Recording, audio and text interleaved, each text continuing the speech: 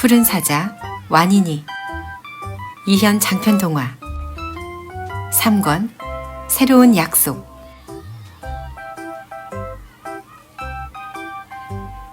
1. 위대한 완인이. 태양이 높아질수록 초원은 조용해졌다. 온 초원이 꼬박꼬박 졸고 있었다. 몽글몽글한 흰 구름들은 떠가기도 귀찮은 듯 파란 하늘에 우두커니 걸려 있었다. 바람도 열심히 불어댈 생각이라고는 없는 모양이었다. 동물들은 그늘에서 쉬거나 물에 몸을 담그거나 차라리 아무것도 모르는 바위가 되겠다는 듯 꼼짝을 안 했다. 그런 때에도 쇠똥구리 많은 뙤약볕을 아랑곳하지 않는다. 뒷발로 똥덩어리를 받쳐든 채 앞발로 땅을 짚어 물구나무 선 자세로 부지런히 달린다. 그러다 보면 제 몸의 몇 배나 되는 똥덩어리 그늘 아래서 달리게 되기도 한다. 하지만 모든 쇠똥구리가 그늘 덕을 보는 건 아니다. 그늘에서 움직이도록 방향을 잘 잡는 쇠똥구리가 있는가 하면 그늘이란 그저 초원의 뜻에 달린 거라며 신세 한탄에 바쁜 쇠똥구리도 있다. 초원은 나만 미워해. 초원은 동물을 차별해. 한낮이면 쇠똥구리 한두 마리쯤은 그런 소리를 외쳐댄다. 하지만 워낙 목소리가 작아서 제 귓가에나 시끄럽게 울릴 뿐이다. 천만 다행한 일이다. 한낮은 사자들이 깊은 잠을 자는 때다. 사자는 본래 잠이 많은 데다 태양이 높이 솟은 한낮에 가장 달게 잔다. 그렇다고 모든 사자들이 한낮에 단잠을 즐길 수 있는 건 아니다. 무리에 들어가지 못한 숫사자들, 제 땅이라고는 없는 암사자들은 떠돌이 신세로 한낮에도 꾸역꾸역 움직여야 할 때가 많다. 다른 사냥꾼 동물들이 자는 틈에 몰래 움직여야 하는 것이다. 하지만 그건 먼 초원의 일, 검은 땅의 사자들과는 아무 상관없는 일이었다. 비가 내리는 계절을 맞아 더욱 푸르러진 검은 땅의 주인들은 벌러덩 드러누워 마음껏 낮잠을 즐겼다. 와니, 꼬리, 파. 말라이카는 잠에 취해 제대로 말도 못했다. 그래도 와니니는 바로 알아들었다. 와니니야, 네 꼬리로 내 오른쪽 엉덩이에 붙어있는 파리떼 좀 쫓아줘.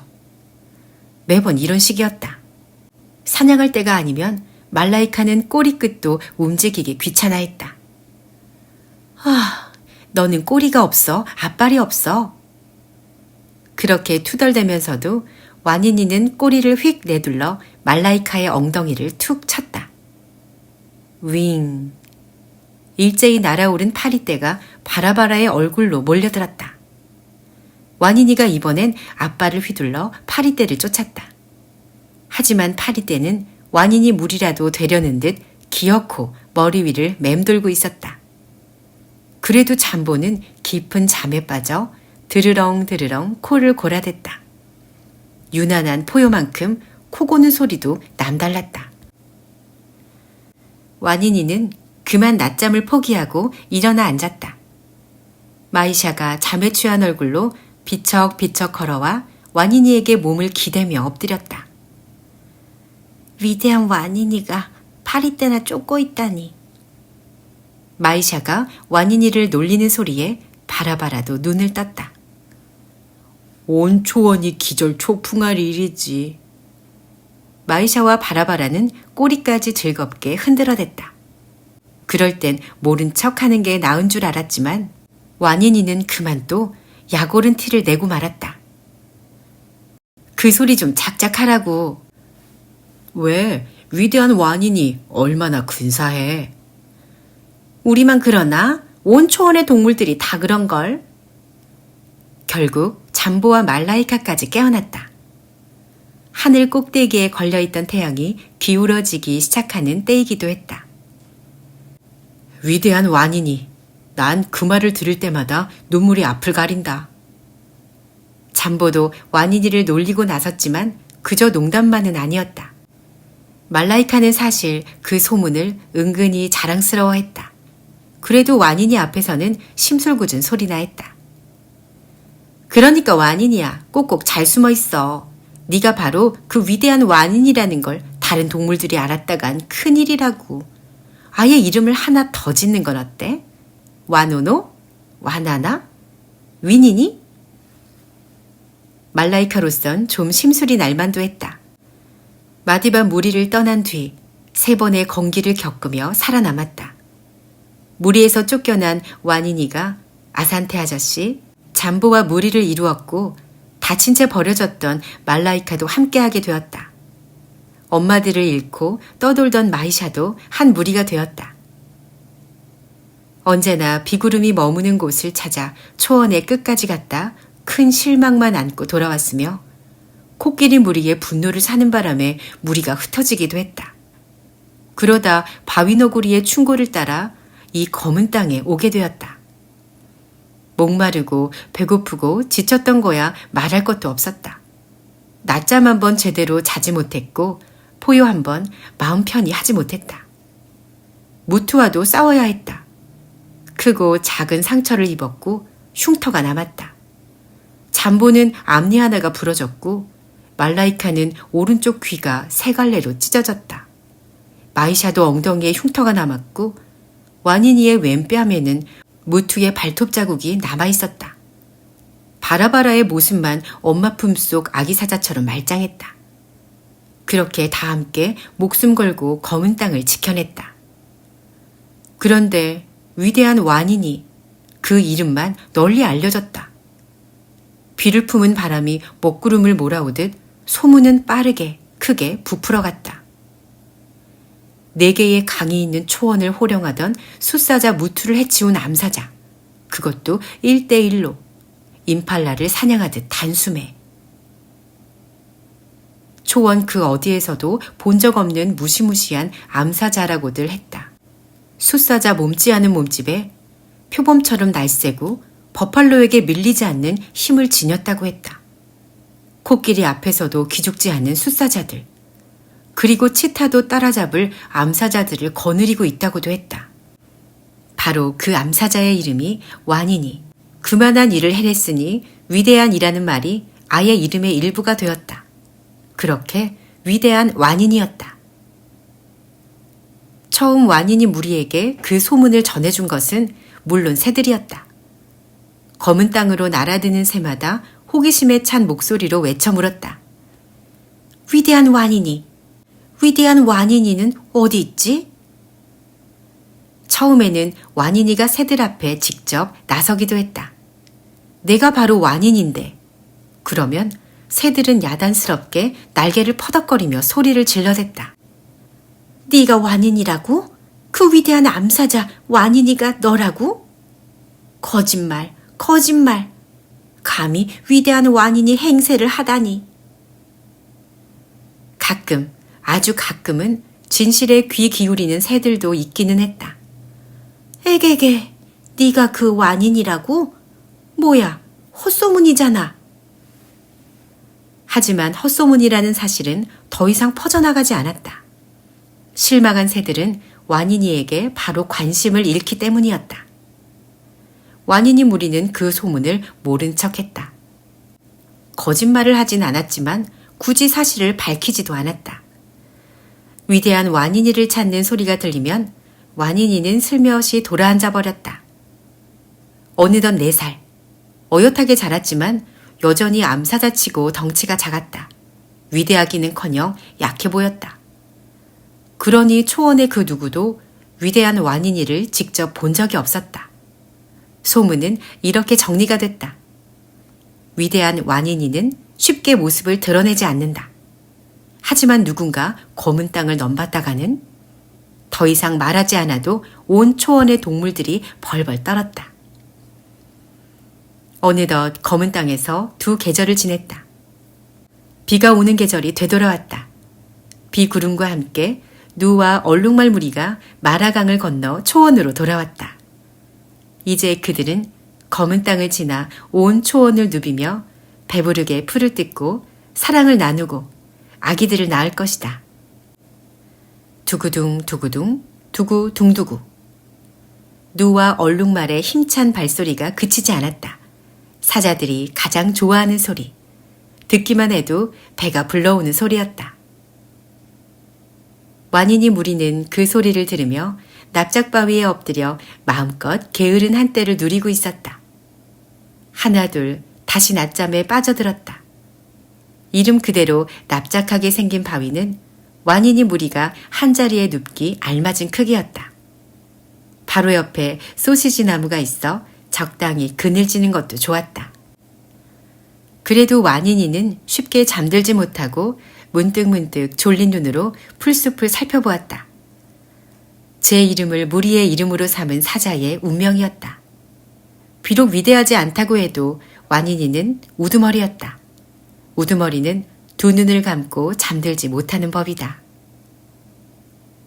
완인이 무리의 영토가 된 검은 땅은 하루하루 푸르러지고 있었다.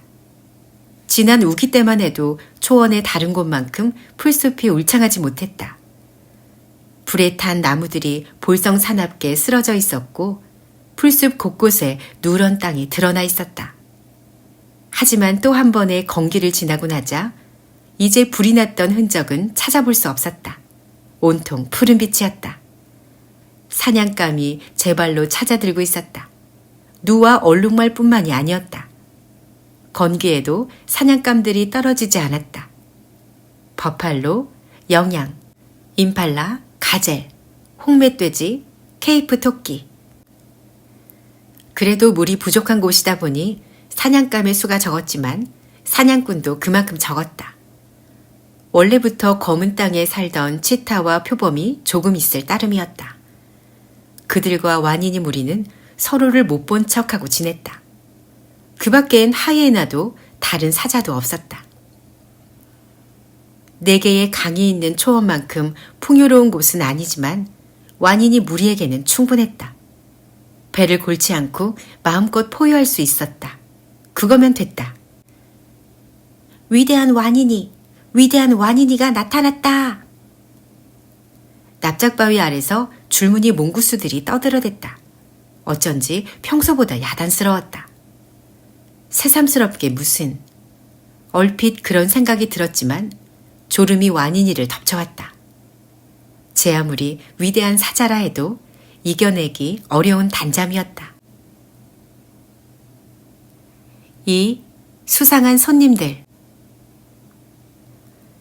잠보는 영역 표시에 유난스러웠다. 해 뜰 무렵 납작바위를 나서서 초원이 훤히 밝을 때까지 돌아다니곤 했다.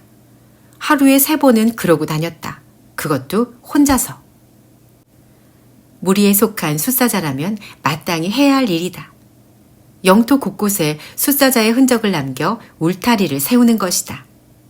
그런데 바라바라는 영역 표시에 별 관심이 없었다. 잠보가 잔소리를 해야 하루에 1번쯤 겨우 나섰다. 그마저도 투덜대기 일쑤였다. 대체 왜 이렇게 예민하게 구는 거야? 누가 여길 넘본다고.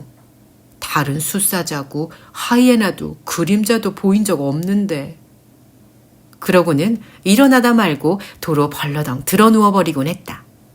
잠보는 그런 바라바라를 한심하게 여겼다. 저 아빠랑 형들 믿고 편하게 살던 버릇을 못 고쳐서.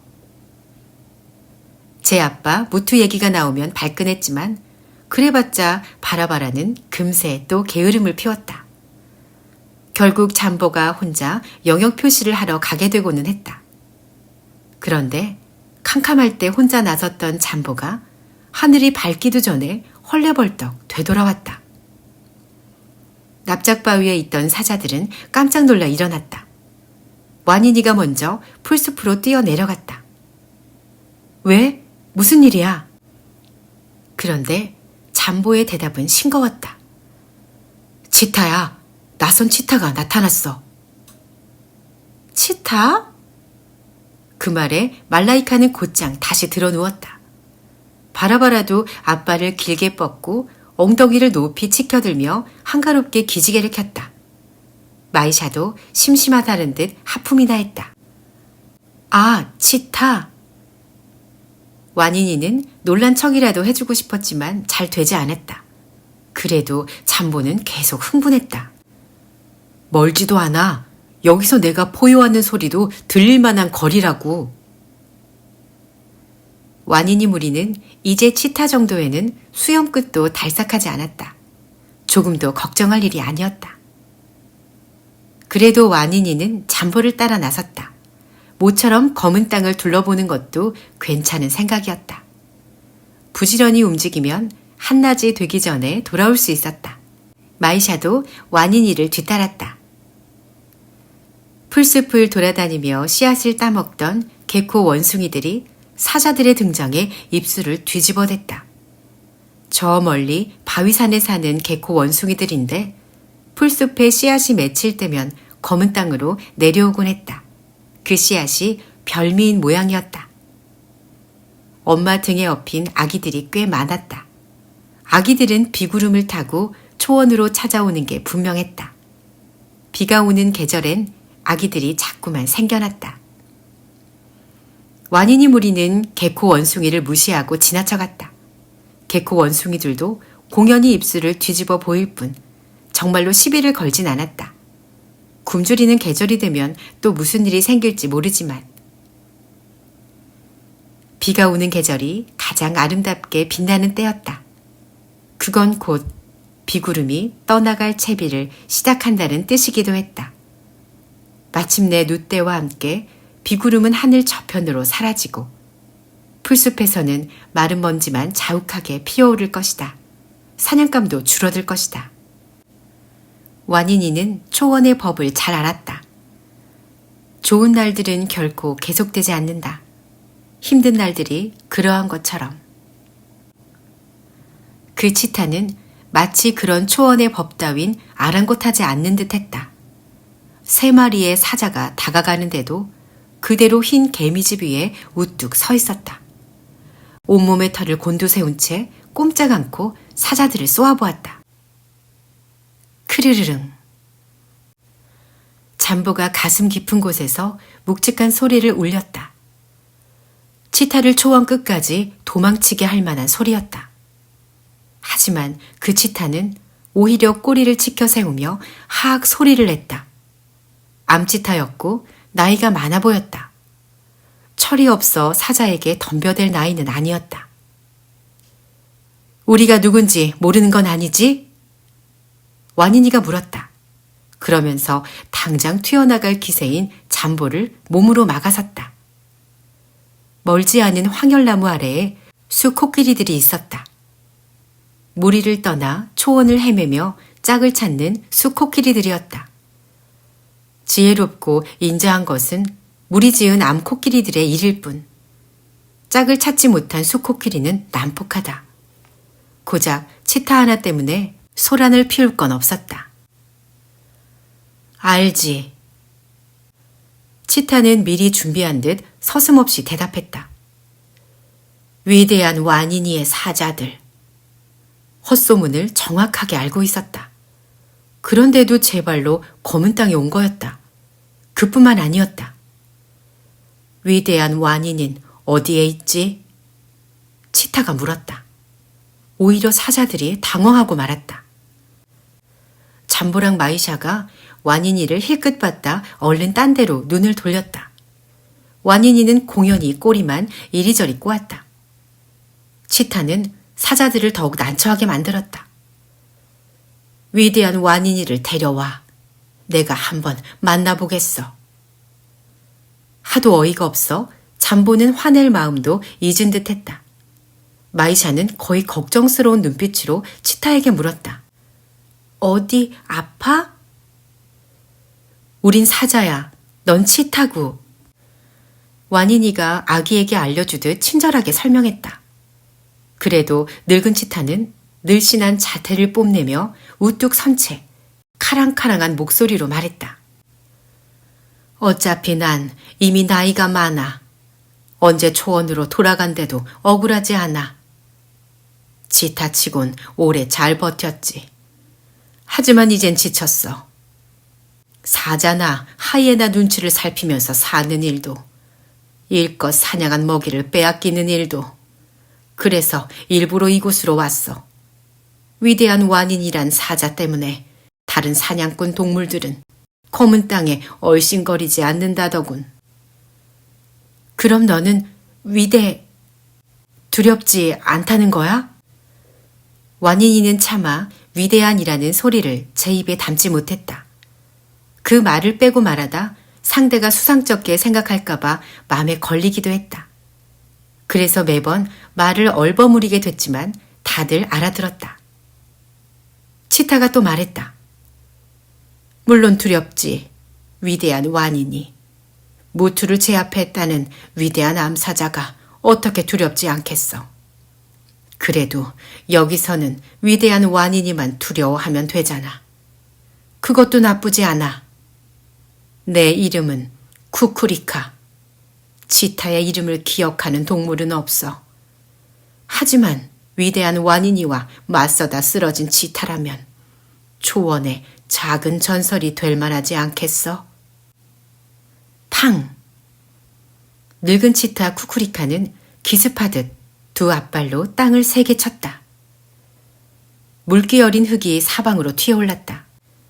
흰 개미집에 올라서 있기 때문인지 늙은 치타만의 비법인지 그 순간 쿠쿠리카는 암사자 못지않게 위험이 있었다.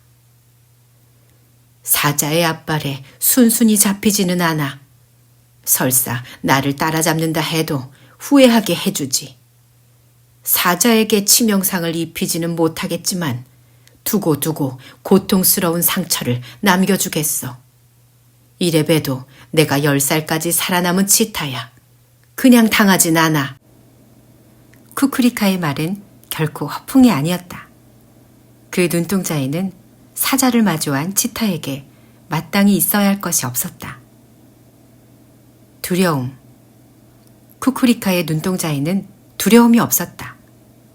그 대신 사자와 맞설 각오가 들어있었다. 완인이는 두려움을 잊은 치타와 굳이 싸울 생각이 없었다. 치타는 위험을 감수하고 싸워야 할 상대가 아니었다. 그렇다고 치타에게 만만한 모습을 보여서도 안 되었다. 그런다고 사자가 치타를 겁내진 않아. 그쯤은 알지? 완인이가 물었다. 쿠쿠리카는 잠자코 완인이를 쏘아보았다. 각오만으로는 절대 안 되는 일이 있는 법이다. 늙은 치타 쿠쿠리카가 그 사실을 모를 리 없었다. 완인이가 다시 말했다. 오늘은 그냥 보내줄게. 하지만 다음은 몰라. 2번 다시 우리 눈에 띄지 마. 가! 쿠쿠리카는 둥글게만 꼬리를 날렵하게 치켜들고 사자들을 힐끔힐끔 돌아보며 멀어지다가 문득 속도를 높여 풀숲 저편으로 사라졌다. 삐삐삑. 늙은 치타 쿠쿠리카가 사라진 풀숲에서 이상한 소리가 울렸다. 그러고는 바람에 풀숲이 몸을 흔드는 소리만 잔잔하게 들려왔다. 뭐지? 새소린가? 잠보가 고개를 갸웃거렸다. 새소리와 비슷하긴 했다. 새는 아니야. 마이샤가 말했다. 완인이도 같은 생각이었다. 새소리와 비슷하지만 메아리가 담겨있지 않았다. 그건 땅을 딛고 사는 동물의 소리였다. 치타가 벌써 사냥이라도 했나? 완인이가 말했다. 바람처럼 재빠른 치타라면 그럴 수도 있을 터였다. 그리고 목숨이 끊기는 순간의 동물들은 한 번도 내지 않았던 소리를 내지르기도 한다. 케이프 토끼의 마지막 비명일 수도, 줄무늬 몽구스의 호들갑일 수도 있었다.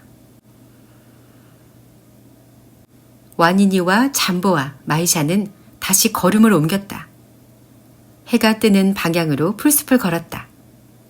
얼마 가지 않아 인간의 길이 나왔다. 거기까지가 완인이 무리의 땅이라 할 만했다.